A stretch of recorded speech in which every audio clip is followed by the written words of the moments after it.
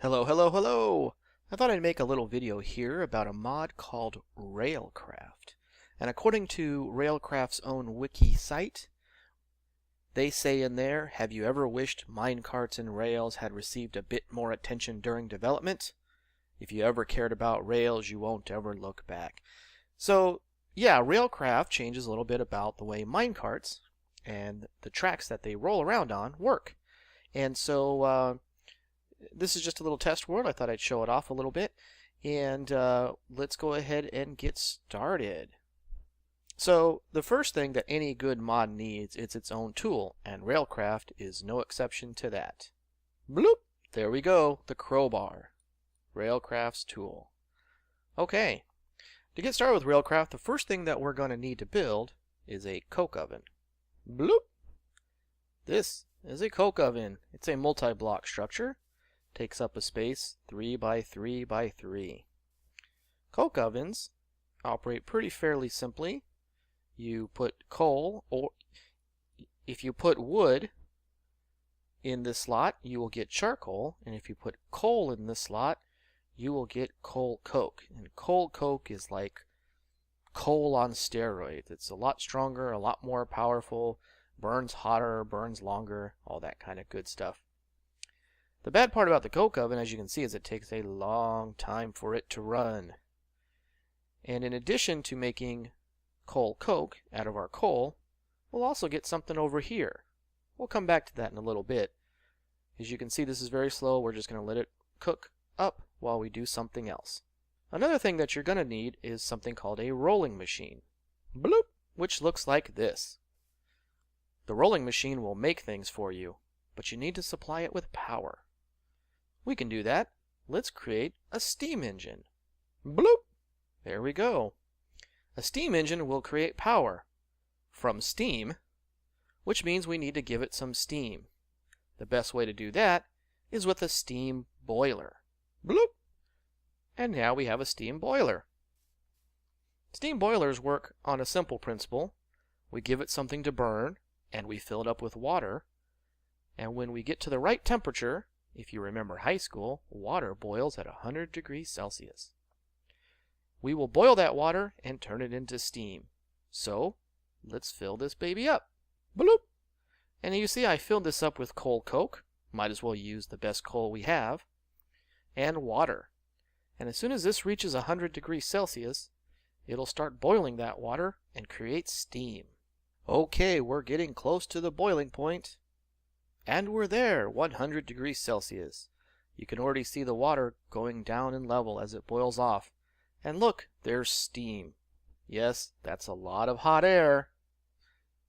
As long as we keep supplying this with coal or coke or any type of burnable material and water, we'll continually produce steam. As the temperature gets higher and higher, we'll be able to produce steam using less and less fuel. That's great. And because we have steam, that steam will feed right into our steam engine here. But we need to first turn it on. Bloop! Let's activate it like so. And you can see it working. Steam is rushing into our steam engine, producing power. That power goes into the rolling machine, giving it power. But we gotta make our rolling machine make something for us, don't we? Bloop! So we take these iron ingots, put them in the rolling machine like so, and we'll start making rails. This is our first step to being able to ride the rails. But having rails isn't enough. We're gonna need something else. Bloop! Back here at our coke oven. Remember I said we created something else over here? Creosote oil. That's a byproduct of turning this coal into coal coke. Put a bucket here, and we fill it up with creosote. And we're gonna need that. Bloop! In a standard crafting table, take some planks and turn them into slabs. Take those slabs, mix them with some creosote, and you get wooden ties. Bloop! Take 4 wooden ties together, and you get a wooden rail bed. Excellent. Bloop! Remember those rails we made over there with our rolling machine? All we gotta do is put all this together, and we get tracks. Finally, tracks. And once you have tracks, You can set them up however you like. Bloop! And now you have yourself a nice little railway. Of course, you can't just stop there. Every good railway needs a locomotive. Bloop! Locomotives are great, but you're also going to need something to ride in. Bloop! Excellent. But we got to hook these two together. Bring out the trusty crowbar. Click here. Click there. Click that again. And we have a train. We just need to power it. As I said, this is a steam locomotive. It operates much the same way as the steam boiler. We need to give it fuel, and we need to give it water. Bloop! And there we go. Coal coke here to burn. Water here to boil off into steam. Let's put it into idle mode. And there it goes. Look at it chugging away.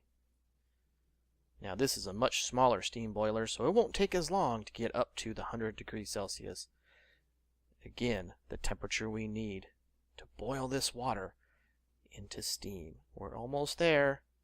And yes, we're making steam, which means this guy is ready to run. So, let's get in and let's put it into run mode. Whee! Whee! Woo! Yeah, train whistle. Woo, this is so much fun. We're riding the rails like a true hobo of the 19th century. What can be better than riding around in your own steam locomotive train? Woo! Well, okay, let's face it. After a while, this does get boring. And when it gets boring, the only thing you can think of to do is just tear up all this stuff. But when you're done tearing things up, you're just surrounded by a bunch of used railroad ties. Whatever could we do with these? Oh, what do we have here?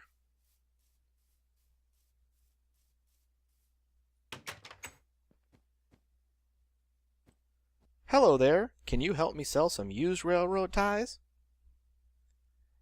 Do June bugs dance on the back of prairie dogs? Course I can help you. You quit your squalling, and we'll sell those railroad ties faster than a coon hound in the summertime. And that's how you turn used railroad ties into fat stacks of gold. Break it down, maestro.